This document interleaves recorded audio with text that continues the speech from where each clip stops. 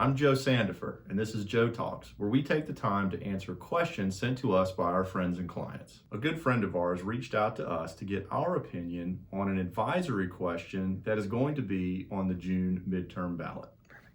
In a situation where there's more than one person responsible for damages in a lawsuit, do you support changing South Carolina law so that each person should only pay damages based on that person's actual share of fault? At first reading, you may think that's a pretty straightforward question, but just like everything that appears on a ballot, it's important to know who wrote it and why they wrote it. Before we get into that though, first we have to talk about a legal theory called joint and several liability. Joint and several liability is a legal doctrine that states that if two defendants cause you harm, you can collect 100% of your damages from either one of those defendants. To some, the ability to collect 100% of your damages from one defendant while the other defendant potentially gets a discount may seem unfair. But in 2005, the South Carolina legislature addressed this issue when it codified the Uniform Contribution Among Tortfeasors Act. What that act states is that in a situation where two defendants cause you harm, if one of those defendants is less than 50% responsible for your harm, that defendant is only responsible for that percentage of your damages. Why is there an advisory question dealing with this same issue? To find out, we need to take a deeper read of the actual act. Because of the act, South Carolina no longer follows joint and several liability. We have what's called modified joint and several liability. Now, this isn't true though in all cases. Section F is especially important for today's conversation. While modified joint and several liability applies in most situations, pure joint and several liability applies in the case there's an injury that results from the sale of alcohol. So what does the sale of alcohol have to do with this special advisory question? It's a well-known fact that drunk drivers cause mayhem on the roads of South Carolina.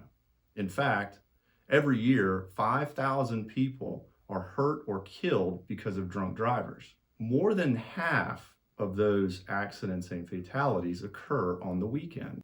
A lot of times, these drunk drivers have been overserved at a bar or a restaurant.